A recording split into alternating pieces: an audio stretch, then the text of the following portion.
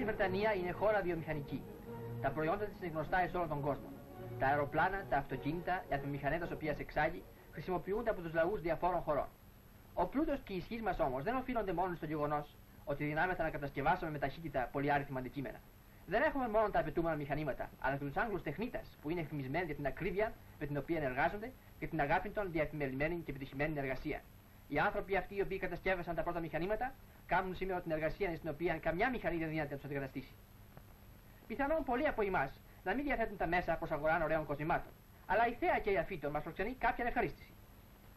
Η νέα αυτή έξαφνα πλήρωσε 500 λίρας για μια καρτίτσα με διαμάντια και σαπφύρους.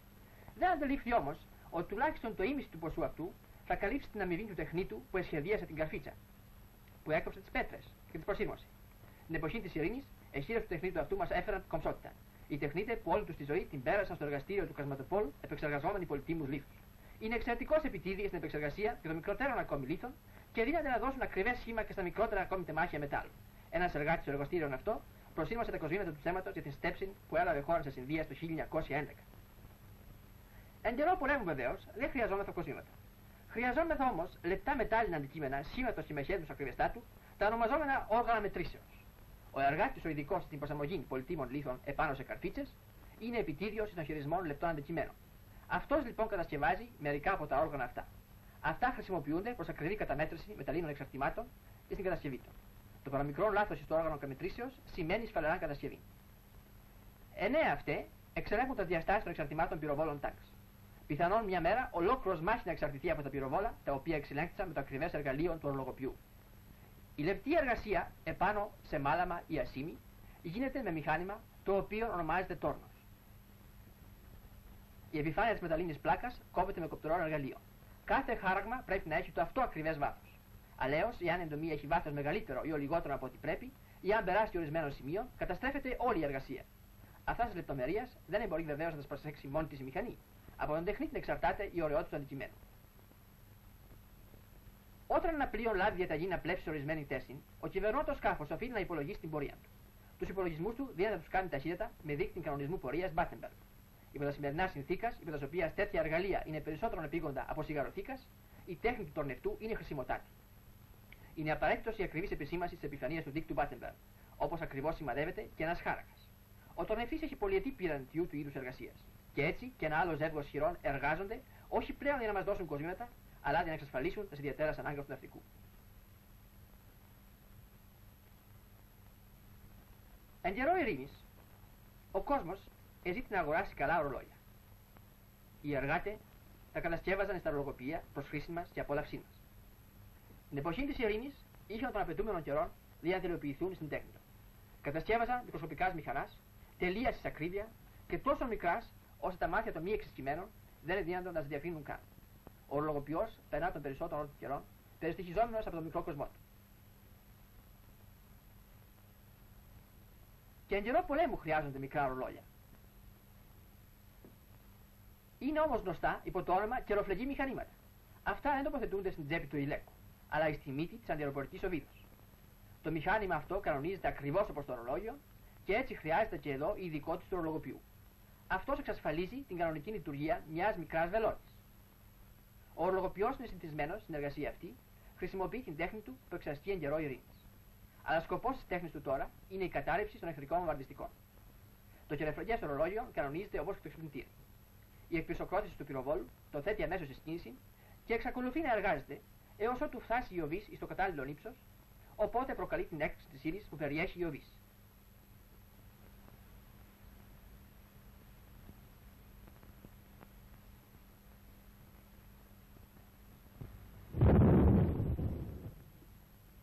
Ο ψαράς αυτός θέλει να ρίξει το αγκίστρι του εκεί που διακρίνει το ψάρι. Το καλάμι του πρέπει να έχει το απαιτούμενο μήκος. Οσονδήποτε προσεκτικός και αν είναι, η προσπάθειά του πηγαίνει χαμένη εάν το καλάμι έχει και την παραμικράν ακόμη εσφαλμένη κλείδωση. Ο ψαράς λοιπόν διαλέγει προσεκτικά το καλάμι που χρησιμοποιεί. Ο Σιτ Κλάρκ επί 20 τώρα έτη κατασκευάζει λευτικά καλάμια. Τα διαλέγει μακρά και ίσια και κάμπτει το ένα τον άκρο μεταχειριζόμενος προς τούτο ως τόρνο τα χέρια του και το γόνατό του. Κάθε κλείδωση την προσαρμόζει τέλεια, κατά τρόπον ώστε να είναι δύσκολο να αποχωριστούν τα δύο τμήματα. Ο κατασκευαστής αλλιευτικών καλαμιών περνά όλη του τη ζωή με τη λίμα στο χέρι. Την τέχνη του τη χρησιμοποιεί τώρα στην κατασκευή μέρους πολυβόλου. Ο στρατιώτης που θα χειριστεί το πολυβόλον αυτό είναι βέβαιος για την ακρίβεια του όπλου του. Βασίζεται στην τέχνη του καλαμοποιού. Ένα καλό κατασκευασμένο πολυβόλον πρέπει όταν δοκιμάζεται από απόσταση περίπου 200 μέτρων να συγκεντρώσει τα βλήματά του ακριβώς κάτω από τον κέντρο του στόχου.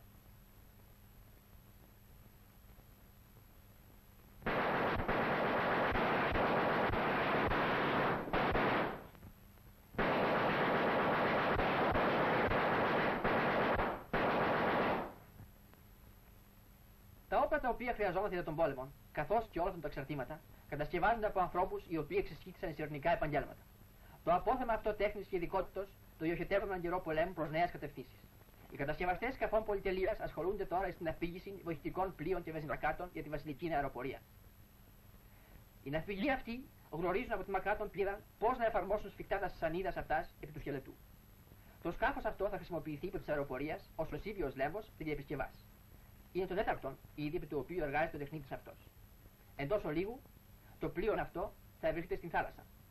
Παρά το πλευρόν ίσως αεροπλάνου, έχοντας ανάγκη επισκευής, ή θα διασχίζει τα στενά της μάχης προς διάσωση πιλότων μας ή περισυλλογή χιτλερικών αεροπόρων.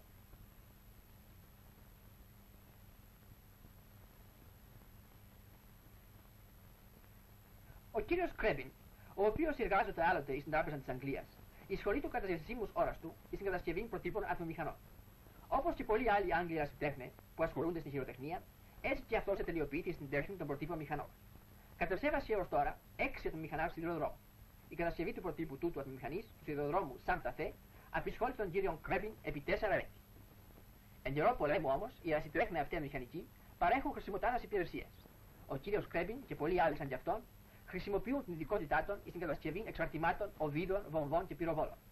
Παρέχεται του τρόπος κάποια οικονομία χρόνου στους εργάτες των πολεμικών εργοστασίων, οι οποίοι συγκεντρώνουν περισσότερο την προσοχή των στην συναρμολόγηση των εξαρτημάτων αυτών.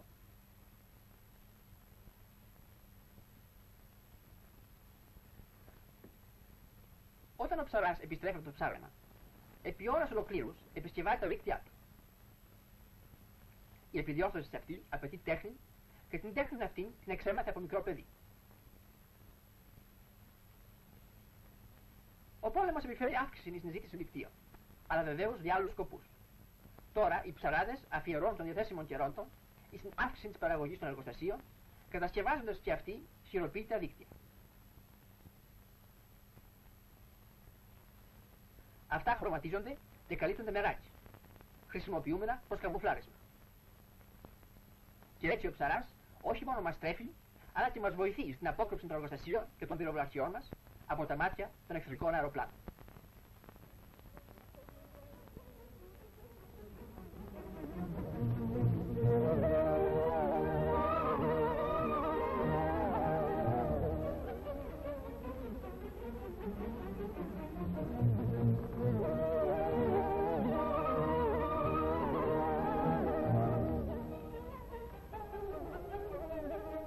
Αυτοί είναι οι άνδρες των μετώπιστων.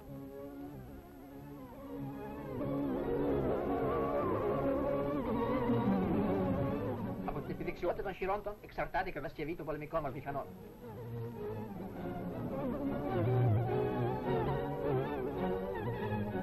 Μετά τον πόλεμο, η χείρεση των θα είναι και πάλι απαραίτητη στην διοργάνωση ενός νέου κόσμου.